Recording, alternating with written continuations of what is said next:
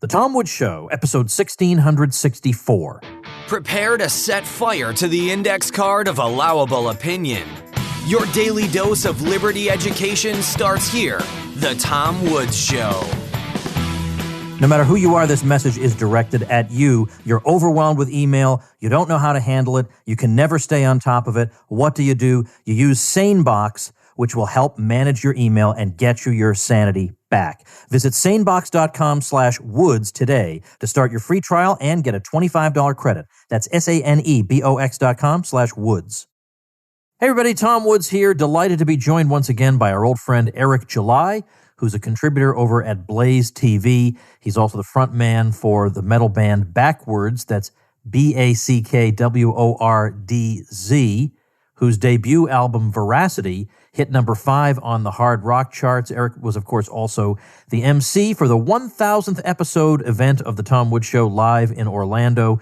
If you never saw that, that's some nice evening entertainment for you, because we had some games and some fun and a roast of me, and it was tremendous. So tomwoods.com/1000 is how you get to watch that. And I wanted to talk to Eric because he's always talking about what is on people's minds. He's very current events oriented, whereas sometimes on the Tom Woods Show, I talk about topics that are more evergreen. Sometimes lately we've been doing a lot more current events, but Eric always has his pulse on what's going on, and he's been talking an awful lot about the issue of George Floyd, police brutality, and the protesters and rioters. So we want to sort all that out today. Eric, welcome back.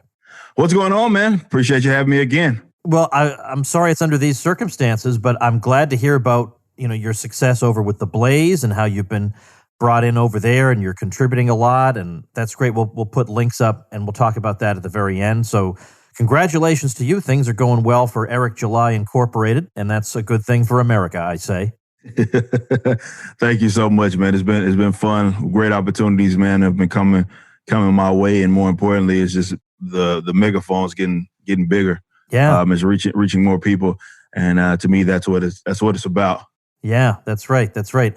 You and I had a semi-forbidden dinner in Dallas last month. Not forbidden by the city, although they ruined the buffet that the restaurant normally has. They brought everything to our table, but there were plenty of people who would have been upset at us for going out and sitting in that restaurant.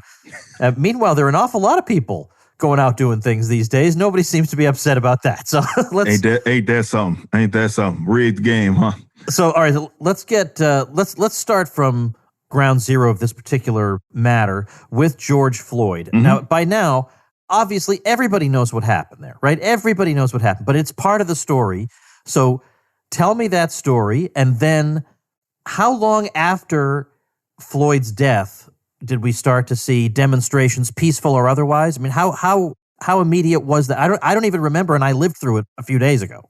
Yeah, I mean, it was one of those things. Obviously, we all saw the video of the three cops. For those that don't know, because I think people look at the guy that was arrested as of we shot this, was only one guy, and that was the guy on his neck. However, there were two other cops, one on his torso area and one near his legs, that were pinning him down, and that's more so why he couldn't move at all. So you look at that, and you then had the cop that was anybody that looked like they were stepping forward or yelling, saying, "Hey, you're killing them," and so forth. You had the other cop that was pushing them back, telling them to get back, and so forth. So you had this situation where it was filmed from a couple of different angles, where this man was seemingly slowly killed.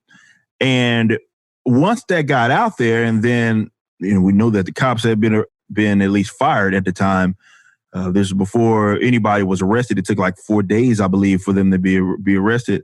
We started to see at least a day or so more protests, and it was odd to see it happen so fast. How you could see blue check marks on Twitter that were just egging this on, as if they wanted this to be something else, as far as people's reaction to it.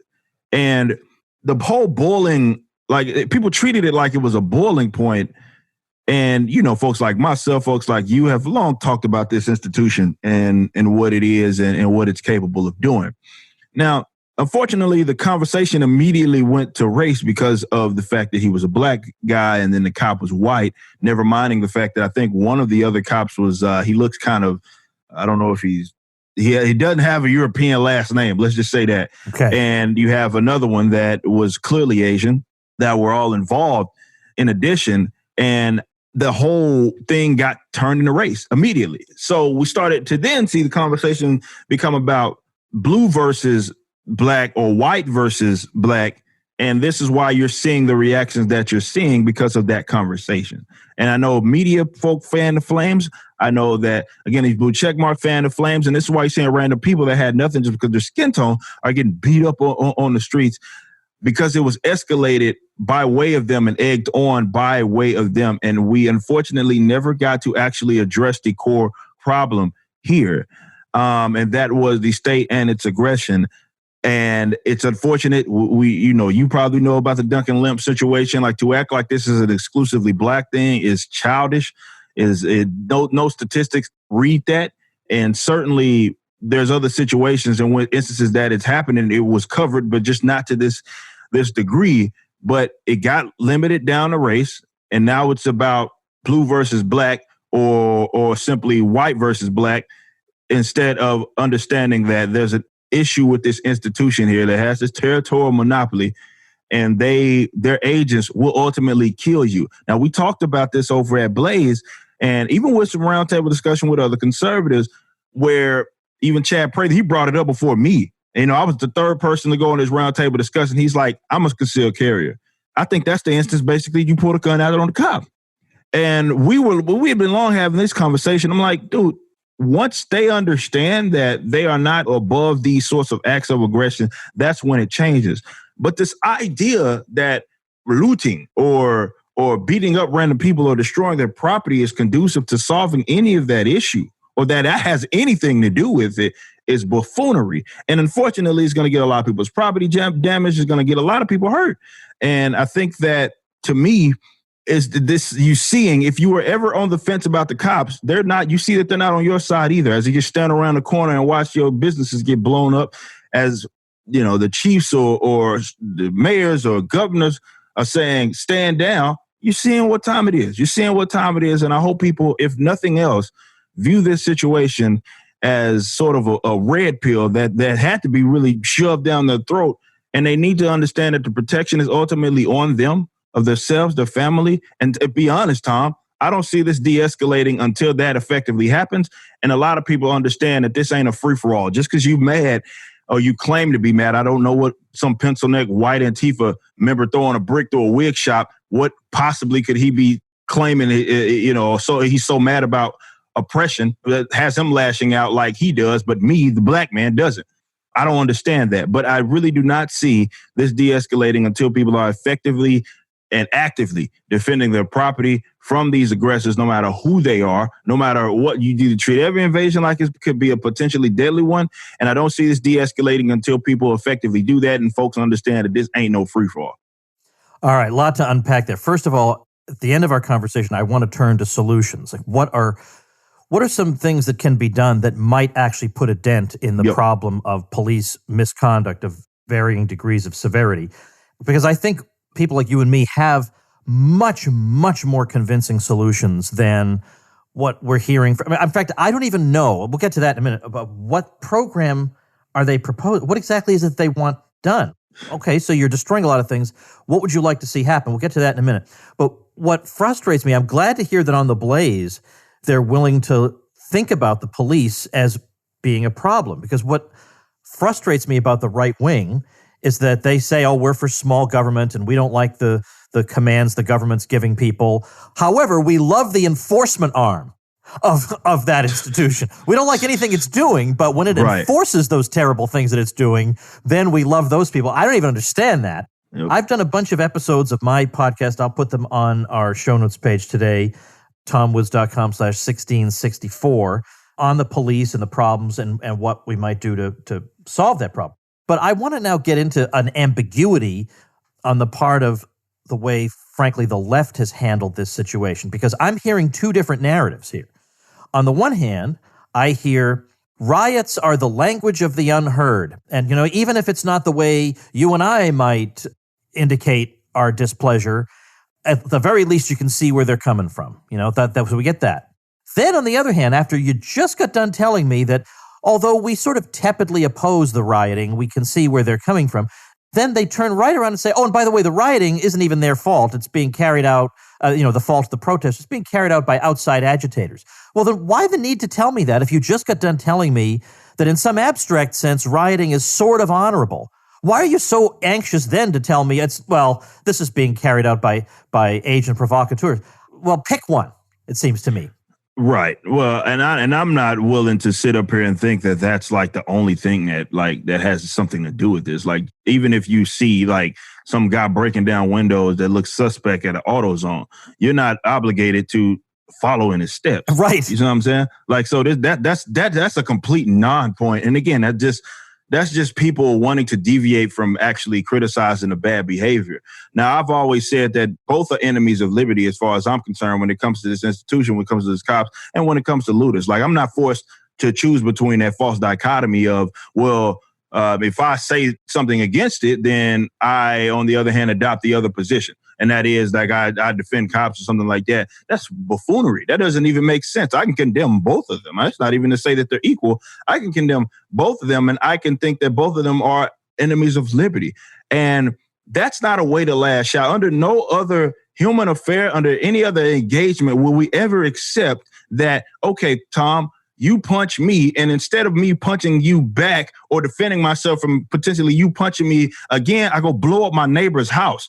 That doesn't have anything to, what did I do? I didn't do anything. You didn't get punished for that. And this foolishness that we can't just directly address the aggressors just doesn't make sense. Like I said, the people that had half of any sense were the folks that at least took it to the precincts, but that's not what happened. You had people destroying other people's businesses that had nothing to do with it. The wig shop, the local diner was not who had their knee on that man's neck or anything like that. So, yes, do you remember the old days? Of the mouth. Well, do you remember the old days of the war in Iraq, and people were saying, "Why is George W. Bush attacking Iraq, which had nothing to do with 9/11?" And these same people are saying, "Well, I can understand why you might loot a Chanel store over police brutality." Look, it's the same principle. It's also, I am shocked at how badly most libertarians are mangling this issue, because I completely sympathize with the issue about police brutality. I'm more radical on the issue of police than anybody who dresses like me has ever been, okay? But for crying out loud here, I keep hearing from them, well, yeah, I mean, I guess I wouldn't engage in this sort of property destruction before, but myself, but they're just really angry. These people are really angry, and I get that they're really angry. I can't. Libertarians got this wrong. Like, I'm gonna be completely honest. They got it wrong. I'm not afraid to say that they got it wrong early on. And I'm seeing some people start to sort of like change on it because their stupid behinds now see that this, on the other side of this, it could potentially be worse. Like, just because, and I say this all the time, just because you and I oppose the same institution in terms of what it is doing, the same person or the same thing, and we're like, what they're doing is wrong, does not mean that we think the solution, we agree on the solution. And it certainly doesn't mean that we want to work towards a freer society. This is why I said I'm not at all optimistic that on the other side of this is going to be better. Well, especially because if you engage in this kind of behavior, and by the way, I know I'm going to get a lot of people saying, look, I was at a peaceful protest. There's no reason to lump us all together. I'm not lumping you all together. But the fact is, there were some... I don't even want to look at what the left libertarians are saying. I don't think I could take it. It would be so nauseating, the way they're trying to make excuses for behavior they'd never excuse in themselves or their friends. But they're going to make excuses for other people's behavior. It's so obvious this narrative is going to strengthen the state, without a doubt, because at the end they'll say, this shows you need us more than ever. Who could possibly be so dumb as not to see that coming? And yet the narrative doesn't even make sense, because during this crisis time, none of us could rely on the police. They're not saving these businesses. They're not protecting your home. They can't protect their own precinct. And yet they are still successfully going to pass off this idea that what just happened means we need to get even tougher. I don't know how anybody fails to see that. I refer to these people, the people who are engaging in of all races, because obviously there are a lot of whites involved here. It's all races. Yeah, plenty. I refer to them as the committee to reelect Donald Trump. It's almost like he's behind it. I mean, you got a point, right? I mean, it's going to justify like the strong arm.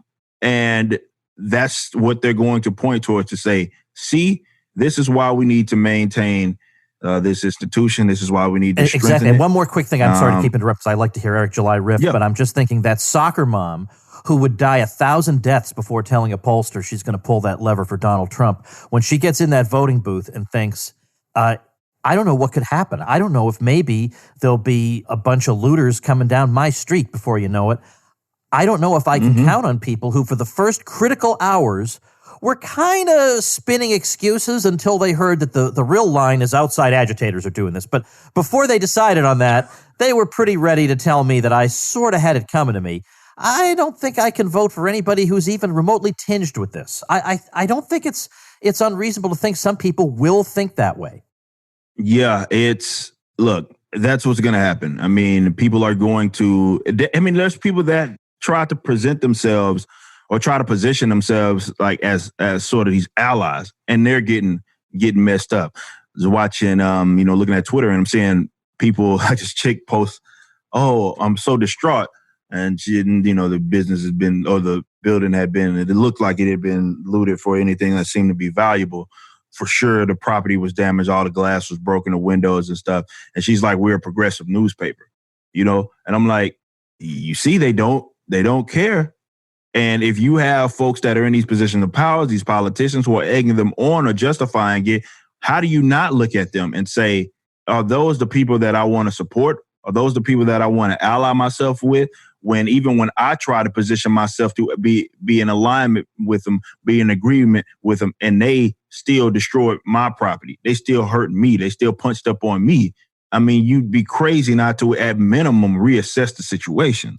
So certainly anybody that's in the middle is going to go the other way, but you may even sway people that were on your side to go the opposite way. I've had numerous amounts of people. I do feel like, folk like myself and you, I'm on this island because I'm the only one with some sense that's talking about this. But there've been so many people that reached out to me, man. I wasn't a libertarian before, but man, I was more progressive. I thought this was something to it, but man, I'm seeing all of this play out, and it starts to set in. A reality set in. You thought it was just going to be a day of this foolery, and then day 2, then day 3, and you thought it wasn't going to be your side of town, and then it was your side of town. Look, man, this is getting closer and closer to home, and yes, that's going to impact people's where they lean. Definitely when they head to the voter booth in November.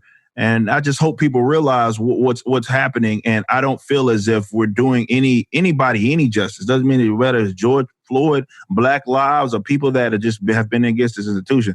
I don't think that we're doing anybody any justice by pretending as if we have to take the sides of the people that are looting, or we can't even separate people that are peacefully. It ain't even peaceful. It doesn't matter. Like, I'm not going to have to use that term, whether it be peaceful protesting or anything like that. It's one thing to go head on with the aggressor. It's another to take out the innocent. And taking out the innocent is going to get a lot of people shifting the other way. And it's going to, I told you where I'm at. I don't see this de-escalating until people start defending their property. And again, these people are egging them on because they think it's a free-for-all. But it ain't no free-for-all for sure. And that's definitely, as they start to creep up in these more red areas, there's going to be a problem. Yeah. And of course, as we've said, when they go to start protecting their property, maybe it'll dawn on them that the police many of them have been cheering for years and years, are nowhere to be found. Yep. They're nowhere to be found. Now, meanwhile, did you hear about this story of Scores Sports Bar in Minneapolis? Does that ring a bell? Yes. Okay. Yes. Okay. Yes. This is unbelievable because this is a black guy who gets on camera. He's in literal tears about what happened to his business that he poured his life savings into. Vandalized and destroyed. So he put up a GoFundMe to raise $100,000. And Eric, as of this moment, he's almost at $1 million. That is unbelievable, awesome. Isn't it? Yeah. And I think that's awesome. that because I think he was probably the first guy most people saw who had property damage because of that video that he made. Just a quick little video that got out there. He was probably the first one. And it's like this particular case is like an opportunity for, there are almost 32,000 people who donated to that. It's an opportunity for the truly voiceless people to say, this is how we feel. We're unhappy about George Floyd, and we're unhappy about what happened to you. We can't bring George Floyd back, but we can bring what you built back. And that's what we're going to do. And things like that, maybe I'm a sap, but things like that make me happy. Yeah, most definitely. I watched that story. I shared it out, and it was cool, man, to see that people were rallying behind this guy. And unfortunate that, what happened to him. And I'm seeing that play out. If you actually, they were trying to, while they were shooting that video, and he's being recorded by way of the local newspaper or media group. Like, people were trying to actively take the safe. Looters were coming to try to take the safe. They appeared to try to. It's like, I'm seeing that play out, and I'm so glad that people supported him. But that in itself should have dawned on everybody when they saw that happen. It should have dawned on everybody that it's not about Black advancement when it comes to this looting. They're destroying the property and they're destroying the livelihoods of people that are Black as well. And they're not making that, they don't care about any of that because they're being opportunistic, very bad people that are doing this, and they will continue to do it until they see some sort of consequences or feel that the ultimate consequence is something that might happen, which is why I'm in the process of actively, making sure my folks get strapped and prepare themselves, because I don't see this any other way. But that situation with that man should tell you that these people it was not about that. Like, this whole idea that somehow looting is just an act of expression, because that's nonsense. They never cared about that. Your business can be big or small. They will come get you. They will attack you. They will do all of that.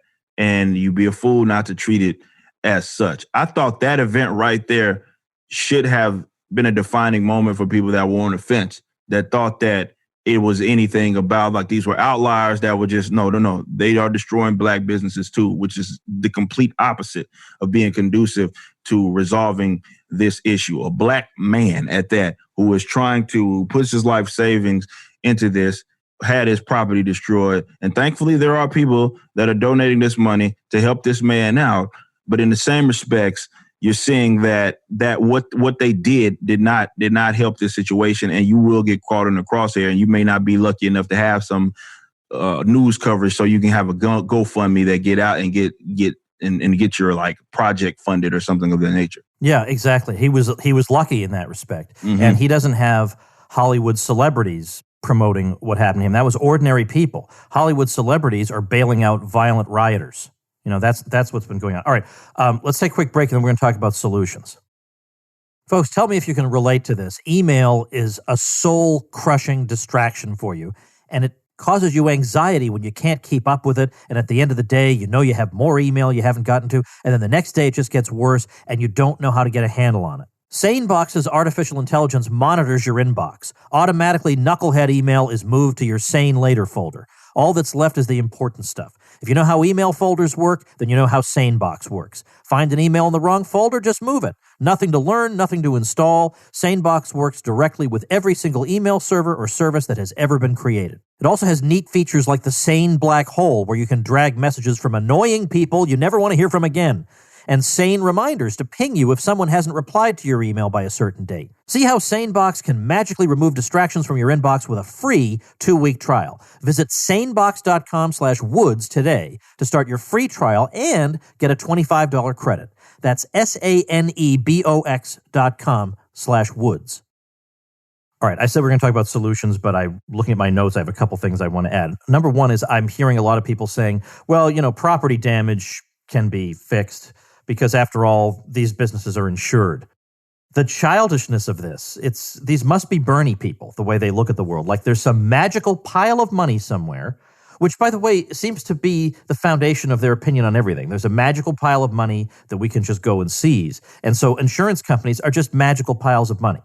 The two problems with this are, number one, there are some insurance contracts that exclude rioting. Absolutely. Yep. So the guy could be left with zero. And secondly, why, as an insurance company, with this kind of situation developing, would I continue to advertise the same premiums? The premiums could double, triple. There are some businesses that are so on the margins that they barely getting by as it is.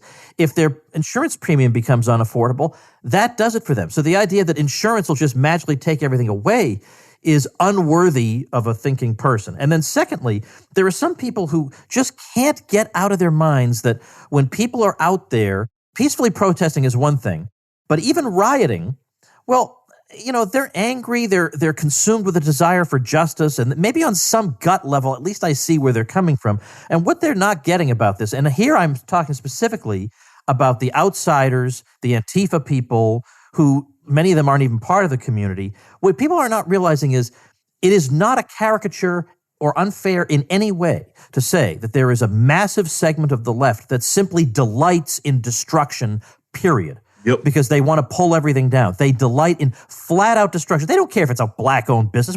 It's a business. That's part of the oppressive structures. They want to get rid of it. And I had Thaddeus Russell on the show not long ago, and he said, awesome. He said the left looks at capitalism as shopping. To them, that's what capitalism is. People with shopping bags going to a Dior store or something like that. They think that's what capitalism is. So when they look at all these stores, they see a Target. Yeah, to them, that's what they hate. Or they think people spend their money on frivolous things and they're not spending them on what they think they should spend them on. Mm-hmm. There's a Puritanism behind it, but there is a lust for destruction. I mean, if you haven't, all you have to do is look at the 20th century and the way the left took power everywhere. It was consistently marked by destructionism. So it's not some made-up thing that you and I invented.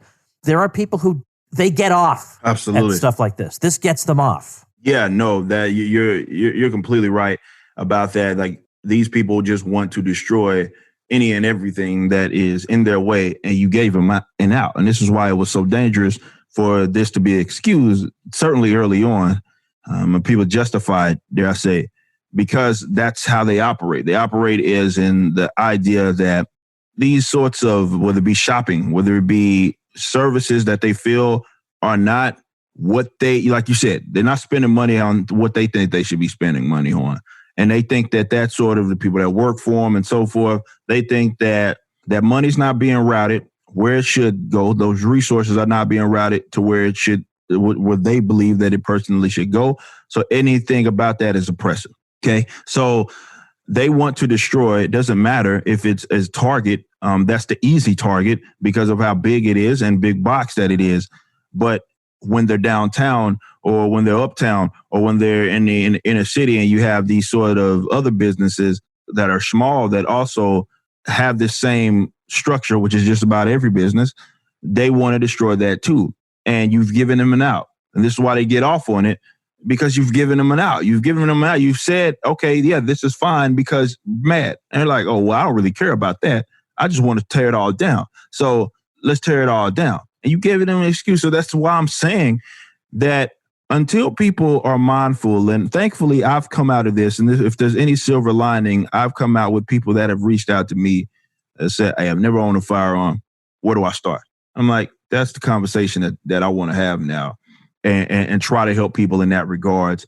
And at least they are starting to forward thinking and understand that their protection is ultimately going to be on themselves. The protection of their businesses themselves, families, all of that is going to be ultimately on themselves. I'm sure you saw that one video of that white couple. I think the woman that came out first, and those guys would just, started beating up on him. The guy comes out as she's getting beat up on. He has like I don't know what he has, like a crowbar or something. And it's like completely ineffective as they're just getting both beat up. His wife's getting, and I'm sitting like, there's no way that I'd ever be in that situation.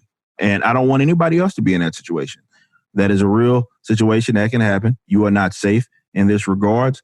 And you have to understand that ultimately your protection, you are your own first responder. And if anything, I'm seeing more people look into that and accept that as a reality. Definitely the people that were on the fence about cops, and it's like, well, they're at least going to protect. No, they're not. They're standing around the corner. You see that in New York? They're standing around the corner as these businesses getting destroyed, and they on the other side of the corner, like just chilling. So you see what it is. You see it for what it's worth. And I hope people that were at least on the fence about that see that and are taking whatever effective measures to be properly equipped to defend themselves in the event that this continues to escalate and it gets to their geographical area. I want to read out a short list. Well, each item is short, but I have 9 things that might improve the situation with the police. Before I get to that, I'll just say I could be very radical on this if I wanted to, because I favor privatizing everything. And I don't want to alarm people with my radical views. I'll just link them to tomwoods.com/1663, and they can listen to other episodes I've done on it. There's a great book called To Serve and Protect by Bruce Benson, talking about why the problem is you have a government monopoly running the police system. I mean, you know that would be bad in any other area. But for some reason we think, well, monopoly is probably the best thing for this.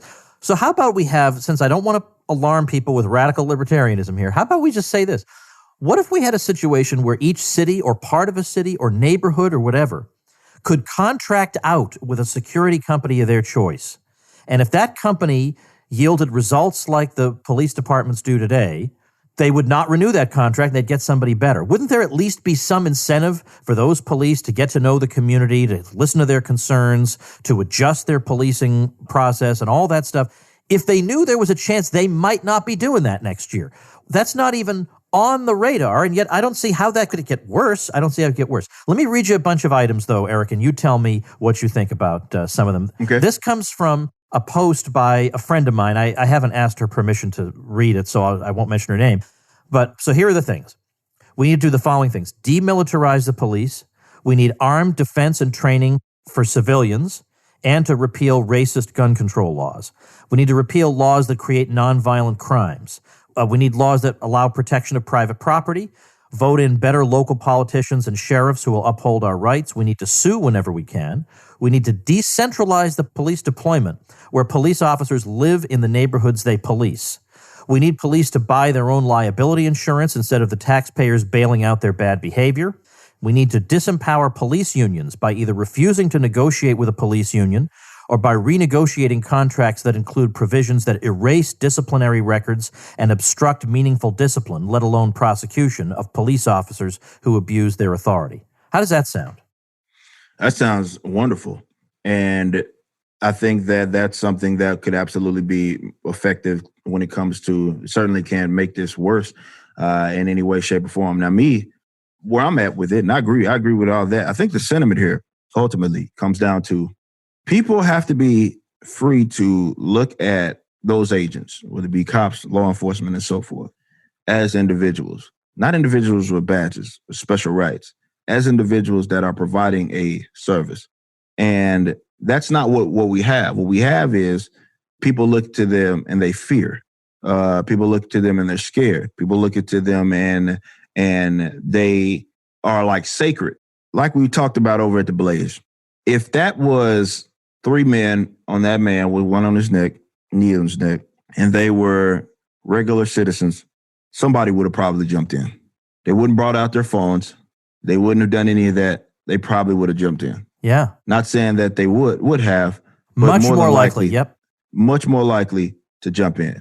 But that's not what happened here, and not what usually happens. It's stop, please, plead. They're pleading, and nothing happens. Nobody puts their hands on a cop. Nobody bum rushes the cop. Nobody does any of that. They just sit there and watched it happen. And I think that that's what the issue is that folks look at them like they are sacred. And when in the event that they are wrong, even if it means, I mean, you're talking about like Chad Prather was talking about when we were on the Blaze. He was like, that's like perfect example of tyranny. You're talking boot on neck. Like, that's not a meme. Like, we saw it. It played out. Like, what other instance, if not that, does a person step in and say, stop, or a group of citizens say, stop, and actually do something about it in the event that he doesn't stop?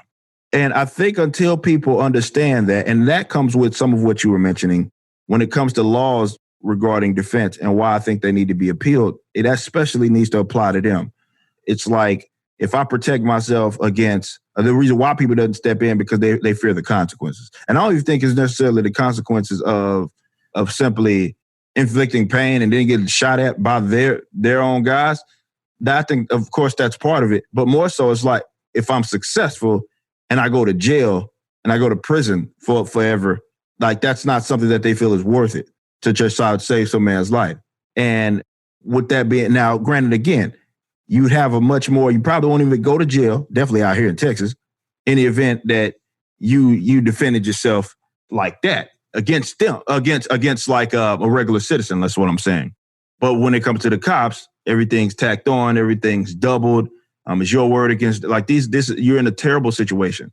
And this is why I think it's going to come with a cultural effort as well as the repeal of those laws, but a cultural effort to see these guys as individuals, not guys that are superpowers, that have superpowers and are completely immune from suffering any sort of consequence from their behavior. They bleed just like you and me.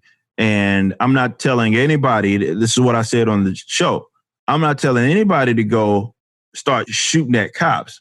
I'm not saying that you go do that. What I'm saying is any event that you were defending yourself from a cop and it got deadly, or more so it got physical, even if it didn't get deadly and it got physical, I will always defend that man. The problem with the conservatives is that they had played for so long this just don't resist, fight it in court. He should have complied. That had been their attitude for so long. And that's not conducive to solving any sort of problem when it comes to that particular issue. So I think that people need to look at this institution for what it is. And also those laws, sort of like you mentioned, those laws need to get repealed that make it nearly impossible for you to defend yourself against people that have badges. Well, I think what you're driving at is statism has this effect on people of making them think that the state is composed of people with magical powers that make them different from us. So if I were to observe anybody else behaving this way, you're right, I would jump in and do something about it. But when I see somebody in an official uniform, well, I've been taught since first grade about the importance of official uniforms. And I remember some of these people came to my school and we had cookies together and all this.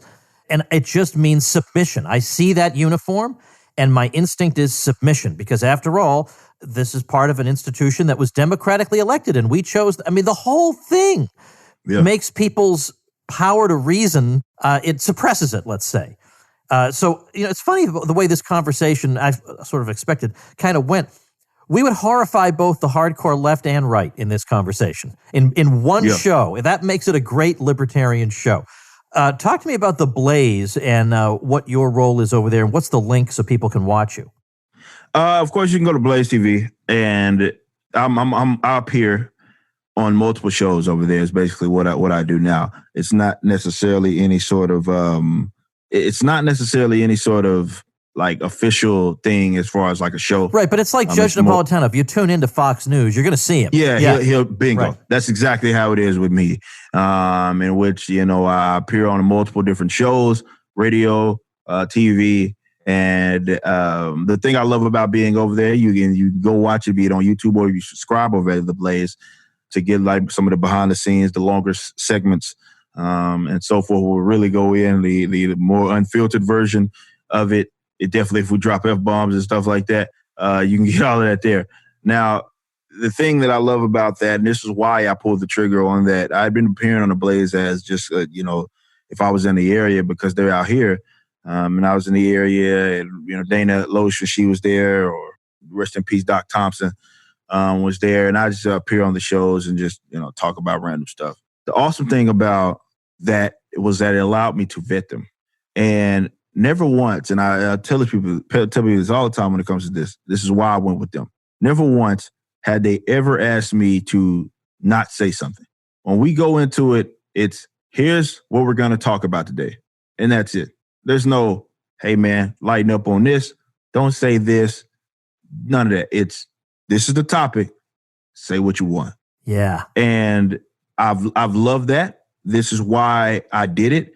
And I am in a situation to have a conversation with people that don't always agree with me. And to me, that was worth it.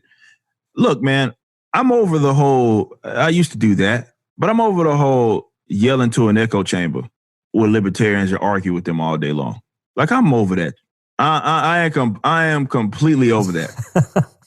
Like You're preaching I to the don't wanna choir sit- here, man.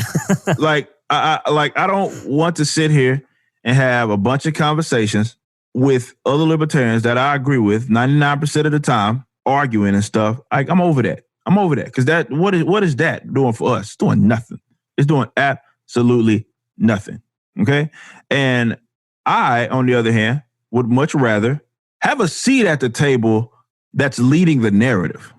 And I think that's the problem that libertarians have had, is that there's a couple of us sprinkled in. It's not enough. And some of these more large conversations. This is why I appreciate, Dave, and, when he's going on Fox Business a lot, or Kennedy or something like, let's have a seat at the table where people are watching so they can understand where it is that we're coming from. I'm not going to sit up here and just have yelling echo chambers and have all these weird conversations with people that already either agree with me or are just folks that, like the loser brigade. Yeah, like, they're supposed to agree with you if they were actually libertarians. Exactly. Those guys, like, dude, screw those guys. Yeah. They're ineffective. They're not. Yeah, each one of them has 15 followers. Why? Yeah. I smash them just because it's fun, but it's not like the way I put it once. I say to people, don't worry about them attacking me because, and I realize this makes me sound like an ego case, but I don't care. I said it's the equivalent of throwing pebbles at the Washington Monument. It's not really hurting me. Yeah, exactly. No, it's the same. It's like whatever. My thing, I wanted to have a seat at the table when it came to discussing this with groups that, again, don't agree with me because maybe I can influence, and I have. I go on there, I talk about Duncan Lemp, and the whole table didn't even know who that was. No, I bet a lot of people listening to this don't know who that is. They didn't know who it was. They didn't know that this was a white man that was inaugurated and essentially killed in his sleep, and the cops have not been arrested for that. So I bring that up and they're like, wow. But that's why I think it's important for us to have a seat at the table and be able to have those conversations. And because they know exactly where I'm at, all of those guys over there know, the president, everybody knows I'm an anarcho-capitalist. It's not a secret. It's not like anything like I had to hide it or anything. Like they knew. And now I'm on their roundtable discussions, or on somebody's show, I get to talk about privatization of all things and teach people about what it is libertarianism actually is, not what they feel as if it is. Well, the website, again, is it blazetv.com? Yes, correct. Okay, so we'll put... it might be... Hold on, wait, let's figure that out. It might be Blaze. Blaze.tv. Blaze.tv. It's Blaze.tv. Got it. If I'm not mistaken, that actually may be incorrect too. Hold on. It is Blaze.tv. I just went there. All right.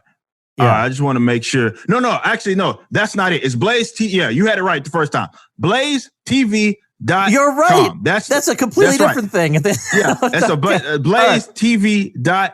Right. If you want to go there, you want to subscribe, BlazeTV.com. You can even try for free for 30 days and just fill it out. You can see all these different shows. And believe it or not, there's so many stuff you can get. And it's not just for a lot of people don't give them credit for having actually different lines of, it's different. Like, yes, Crowder's there, but you also have like the Rubin Report. You have Matt Keeby, on Liberty. You know what I mean? You have different people that are on different angles, that have different angles when it comes to just politics and stuff of that nature. And I'm bound to appear on pretty much everything. So just go there, blazetv.com, and you'll be able to hear me talk my noise and even, maybe get in some arguments.